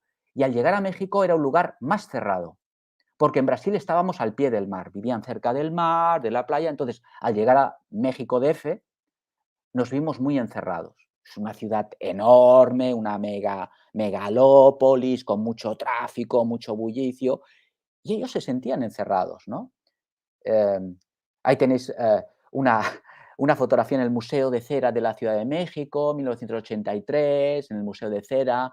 Dice, cuando llegamos a México era un show, dice, porque además nos quedamos en el centro de la ciudad, lo que es la zona rosa, que es una de las mejores zonas para vivir actualmente en la Ciudad de México. O sea, dice, se nos hizo el lugar mejor para vivir. Vivíamos en pisos y otros vivían en hoteles. En hoteles de 3 o 4 estrellas, es decir, tenían un nivel de vida bastante acomodado para el nivel de la época. Comían muy bien, viajaban, tenían sus vacaciones y estaban en los mejores hoteles. O sea, un estilo de vida muy cosmopolita y con un elevado nivel de vida. Dice, en toda mi vida, dice, esto es lo que he aprendido, sé llegar a un sitio y cómo defenderme y cómo buscar la manera. Esto es un poco lo que les decía, ¿no? A diferencia de nosotros, que tenemos más miedo y no podemos solventar ciertas situaciones difíciles, dice, tengo esta capacidad, porque desde que tengo uso de razón, hemos tenido ese don de estar siempre de un país a otro. México para mí ha sido el mejor país del mundo entero y sigue siéndolo. México lo tiene en el corazón. Es inagotable. Es un México donde la cultura que tienen ellos es como la nuestra. Un poco lo que les decía de las semejanzas culturales, ¿no?, que encuentran entre México y España y América Latina y España. Esta es Herminia, fotografía actual de 2021, donde dice, ahora tengo 53 años y estoy un poco cansada de estar viajando. Dice, pero si me tengo que ir de viaje, me voy a donde sea. Estoy lista porque estoy hecha siempre para estar viajando y conocer. Hay veces que necesitas volver a tu casa, descansar, pero al mismo tiempo, cuando pasa el tiempo, piensas en la trayectoria que has hecho. Hoy faltan muchos de los que están en esas fotos, que ya no están con nosotros y son recuerdos muy entrañables. Lo llevamos en el alma, en el corazón y los sentimientos están ahí. Pero es una forma, como les decía, es una forma de recordarlos y de mantenerlos con nosotros, en nuestra personalidad, en nuestro carácter. He de decirles que antes de acabar, solamente un pequeño detalle, ¿no? Esta es la contraportada, ¿no? Los gitanos americanos tenemos otra cultura, somos diferentes, vivimos bien. Hemos viajado por toda América. En 1978 llegamos a México. México es el país de la libertad, de la expresión de la palabra. Cuando he ido a retribuir a Herminia y le he entregado el libro, en el momento que le entregué el libro, Herminia se puso a llorar y su esposo, Ramón. No pudieron continuar la conversación porque prácticamente lloraron, ¿no? Y se emocionaron mucho de ver estas fotografías y recordar a sus antepasados, ¿no? Bueno, no sé si se ha podido escuchar bien la última parte, lamento mucho los problemas. Y bueno, pues yo creo que lo dejaríamos aquí y estoy a su disposición para contestar a sus preguntas o cualquier comentario por el chat. Muchas gracias. Bueno, parece que seguimos teniendo problemas con el audio y con la imagen, así que vamos a hacer rápidamente paso a tus preguntas y si nos deja el Vodafone, porque hay que echarle la culpa a Vodafone, pues pasamos a hacer un poco un debate con la doctora Michelle.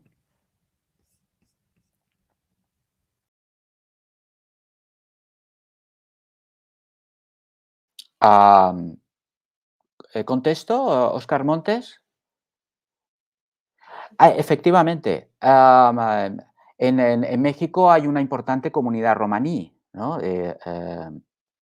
De gitanos que se dicen de origen húngaro, pero el término no es muy correcto porque en España también, a todos estos romaníes que provenían de la zona de Centro Europa o de la Europa del Este, se los denominaba húngaros porque se creía que venían de Hungría. En México también se los denominaba húngaros o a veces turcos. Pero ahora ha habido una evolución, ¿no? Y ahora empiezan un poco a conocerse un poquito más estas comunidades. En España ya no se les llama húngaros, ya se les llama rom-rumanos, ¿no? Es decir, ya ha ido sustituyéndose, ¿no? Este término de húngaros, como antiguamente se los conocía. Efectivamente, hay una implantación interesante en el centro del país, en San Luis Potosí, Guadalajara. También hay una implantación muy interesante en Veracruz, en Puebla. Es una comunidad muy heterogénea y muy diversa, ¿no?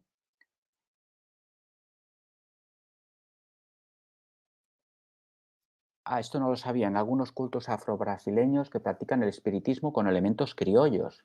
Existe la corte espiritual de los gitanos. Tienen una gran cantidad de fieles. Es interesante, ¿no? El espiritismo, esta idea de la comunicación con el espíritu de los difuntos, es sumamente interesante este asunto, ¿no?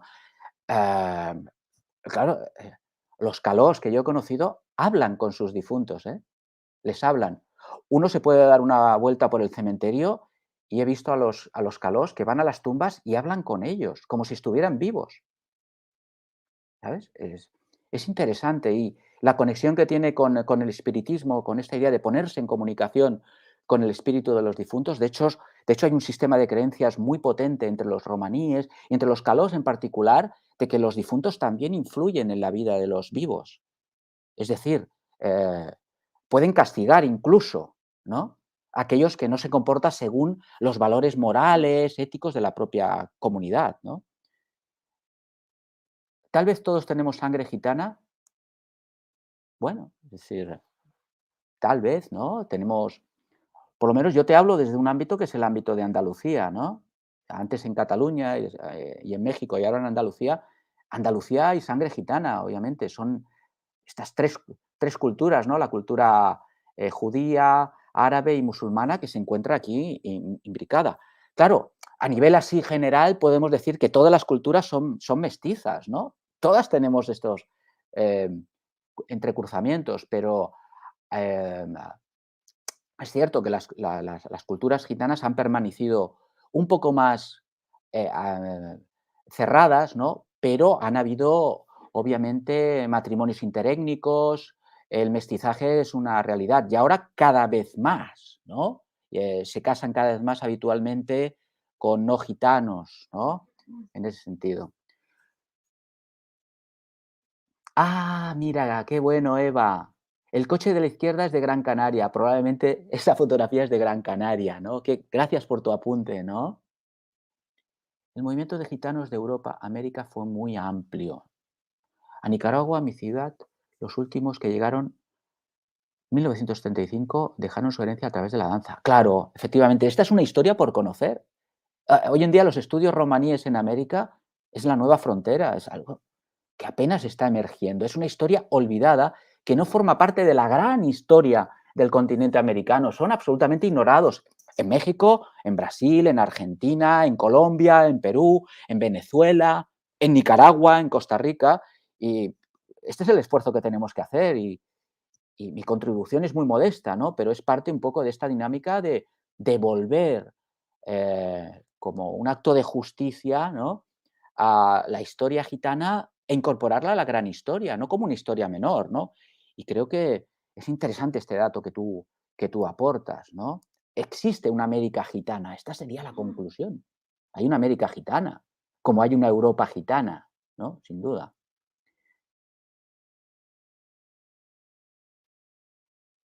¿Correcto? Sí, sí, hay gitanos en Arabia Saudí, en el norte de África, hasta en Japón. Es decir, no te llegas a, no te puedes imaginar, ¿no? Hasta dónde llegan, ¿no?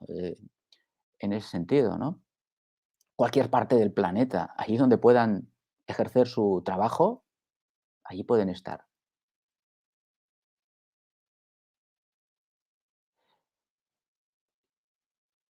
Es interesante esto, ¿no? Yo, claro, no tengo tiempo un poco, ¿no? De de explicar un poco el concepto de integración, porque claro, los gitanos ya están integrados, que no sé dónde está el problema, ¿no? Tal vez el problema está en la percepción que tenemos acerca de los gitanos, la idea, este prejuicio de que los gitanos no se quieren integrar, ¿no? Que es algo que en realidad es un tipo de acusación profundamente injusta, ¿no? Como si en su cultura hubiera algo, alguna característica innata que está en su sangre o en su cultura que les hace renuentes al cambio, que no quieren convivir con los demás. Tal vez teníamos que hacer el ejercicio contrario y pensar que los mayores problemas no vienen dados porque los gitanos supuestamente no quieran integrarse. Tal vez el problema es nuestra percepción que tenemos de ello. Es decir, la idea de que los gitanos son una amenaza para nosotros. Es decir, esto que dices tú, em, claro, no puedo compartirlo, ¿no? O sea, discúlpame, pero, esto forma parte, digamos, de estas ideas acerca de, parece ser que los gitanos son una amenaza para sí mismos, porque en su cultura hay algo que les impide esta integración, ¿no? Em, claro, ¿hasta cuándo o hasta cuánto un Estado puede ser, in integrador o tolerante respecto a la diversidad cultural en su seno, ¿no? Hemos hablado hace un momento de México y del racismo hacia los indígenas. Hay un racismo particular hacia los gitanos que está teorizado, que es el antigitanismo. Este racismo que es también biológico y también cultural hacia los gitanos, que es básicamente no entenderemos nada si no nos damos cuenta de este tipo de racismo y de las profundas relaciones de poder desigualitarias que se establecen entre la sociedad dominante, que es la nuestra, y las comunidades gitanas, ¿no? Pero te agradezco mucho este apunte. Profesor Lagunas, vamos un poco más rápido Sí.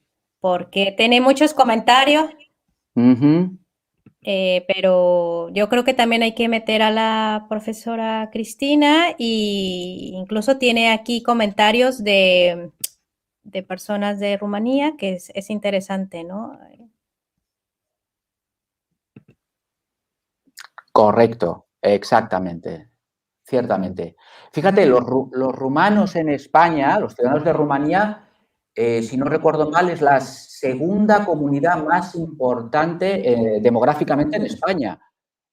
Primero creo que son los marroquíes y luego los rumanos. Es decir, los rumanos en España han encontrado un lugar, digamos, interesante, ¿no? Para vivir, trabajar, y los gitanos rumanos en España son aproximadamente entre el 6 y el 10% de esta población total de rumanos en España, ¿no? Que es una comunidad muy, muy importante en nuestro país, ¿no? Y donde el idioma rumano es latín, ¿no? Entonces, hay también semejanzas en el idioma, ¿no? Lo cual también facilita, ¿no? Como les decía antes, la interacción.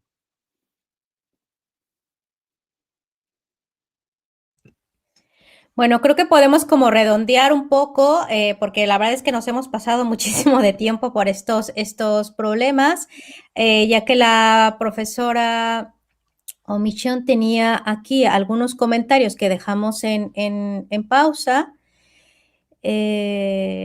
Exactamente, que se estaba hablando de las Kellys, del turismo.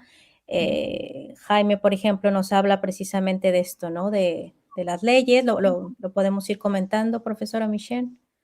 Sí, dice Jaime Serrano que cuando las autoridades se vuelven demagogas y solo hablan en nombre del pueblo, pero no hay leyes que realmente les proteja y se legisle por la población, entonces solo el aspecto económico interesa. Bueno, es un comentario, ¿verdad? Sí, sí, sí. O sea, más que nada están como hablando precisamente de pues la crítica hacia el turismo, ¿no? Que también existe aquí, ¿no? Claro, claro. Luz González dice, bueno, en España tenemos el gran problema del llamado turismo de borrachera. Acá también, ¿eh? Acá también. Y no nada más, ahorita les platico, que ha maltratado a las minorías raciales y a las propias Kellys. Bueno, aquí hay ese turismo de borrachera, por ejemplo, en la Ciudad de México, pues está Xochimilco, ¿verdad? La vida de conocer allá, que te subes a la trajinera y ahí vas paseando, pero pues es pura borrachera porque además no pagas tan caro como pagas en una cantina y te puedes subir. Es uno como una lanchita, ¿no? Que tiene su mesa, puedes comer. Y bueno, pues la gente se queja mucho de ese tipo de turismo. Y ahora que fue, fíjense, cuando fue lo de la pandemia que estaba todo cerrado, hacían ciertos viajes de turismo, pues de borrachera en Tulum. Y fíjense que eso es bien interesante analizarlo porque hacían unas mega fiestas y luego la gente se andaba contagiando. Cuando estaba prohibido, entonces se articulaban a través del WhatsApp, por ejemplo. Y entonces citaban con pocas horas de anticipación a los y las jóvenes que querían ir a divertirse, y ya les pasaban la dirección y lo hacían así muy rápido para que no llegaran las autoridades y les cayeran y les desbarataran la fiesta. Entonces, bueno, es ese tipo de turismo que raya entre lo legal, lo ilegal y más en una época tan difícil. Bueno, dice Luz González que seguimos aguantando que los turistas reprimidos en sus países hagan aquí las barbaridades. Ay, pues acá también, ¿eh? Que en sus países les costaría tener antecedentes penales y no podrían acceder al mercado laboral. Luz María, ¿de dónde eres? ¿Desde dónde nos estás comentando? Porque Ahora, parece ahora que... pondré el comentario, a ver si nos los pone mientras tanto, Luz. Bueno, pasamos un poco a tus comentarios, doctor Lagunas. Sí. Oye, Luz, no, discúlpame si he entendido mal, ¿no? Con el tema de la integración, pero es que me solivianta mucho este tema y creo que tienes toda la razón, no iba por ahí el sentido de tu comentario, te entiendo perfectamente, pero he aprovechado un poquito, claro, me ha salido un poquito esta idea, ¿no? De la integración y cómo tenemos que revisar también estos conceptos, ¿no? ¿Desde qué punto de vista? Y creo que es muy pertinente tu comentario y nada, te pido disculpas si te he interpretado mal, ¿no? Sé que no iba por ahí el tema.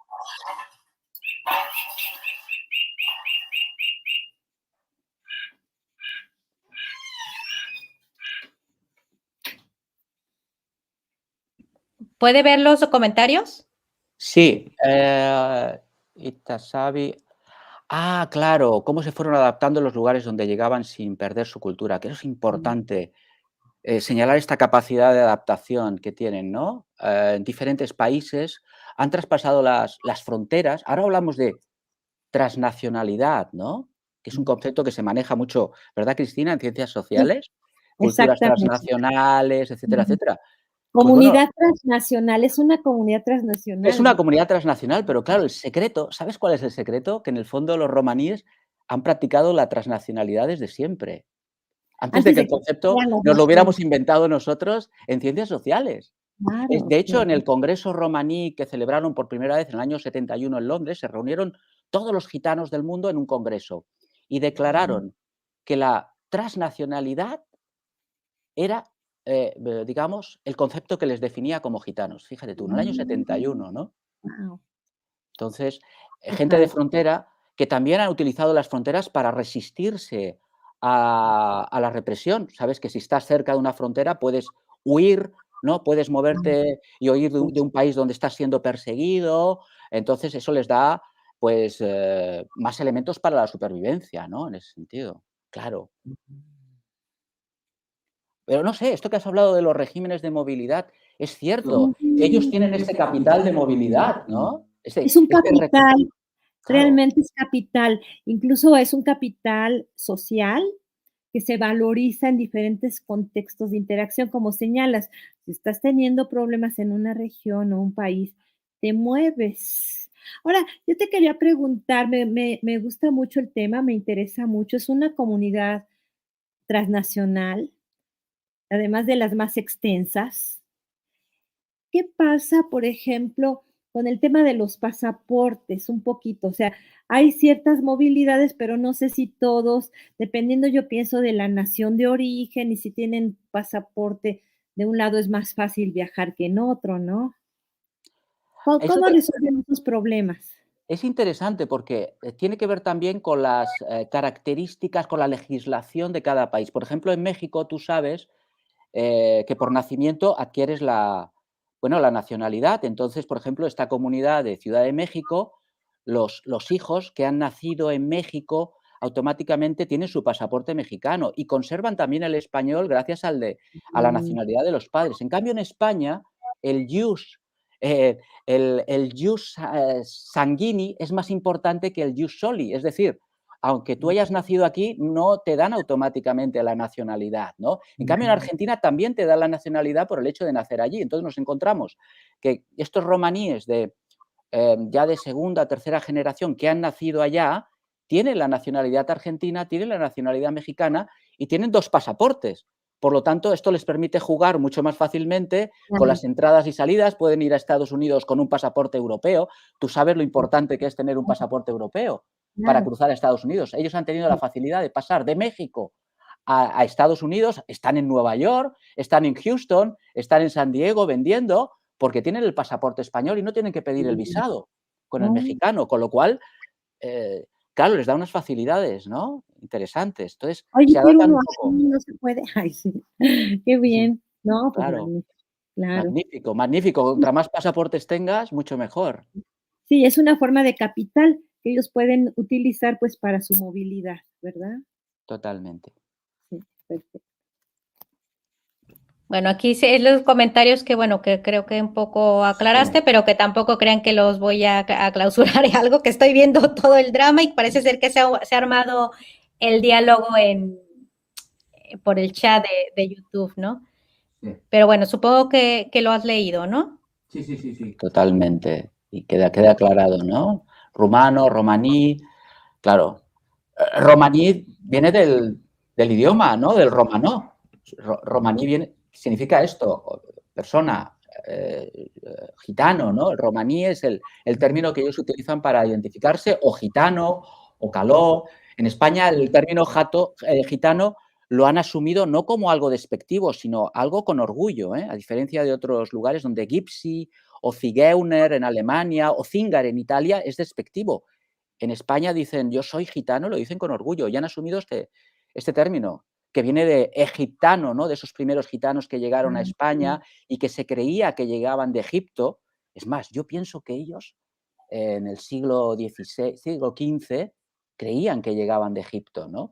Y se llamaban egiptanos, y de ahí gitano, que era un término despectivo, ¿no? Entonces, el término políticamente correcto es romaní, ¿no? O Roma, es el término correcto, ¿no? Que es un término más neutro y que respeta la propia lengua. Es una lengua que es milenaria, ¿no? Que está emparentada con las antiguas lenguas de la India, ¿no?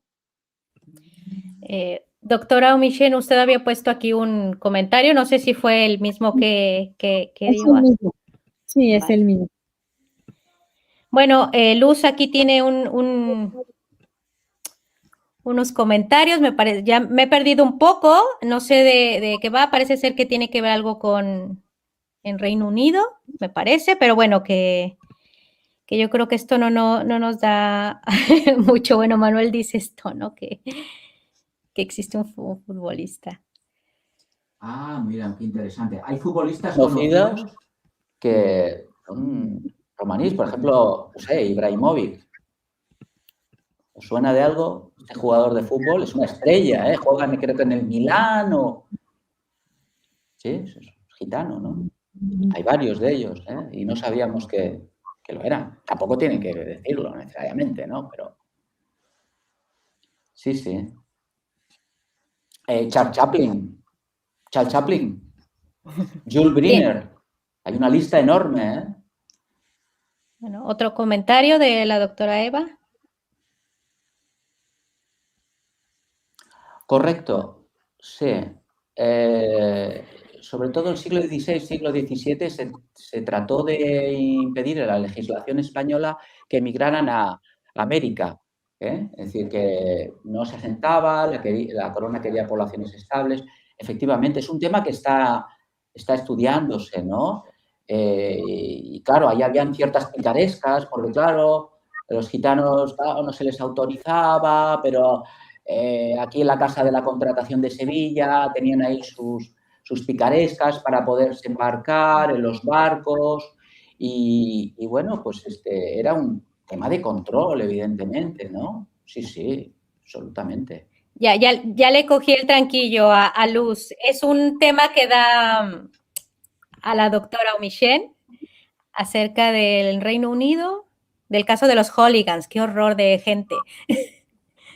Ah, bueno, pues es que sí, son hooligans, que cada vez que hay un partido... Qué miedo. Pero fíjense que aquí también en los contextos turísticos, claro, guardando las proporciones, pero por ejemplo nosotros aquí lo que tenemos en la zona de Cancún y Riviera Maya es a los Spring Breakers, ¿no?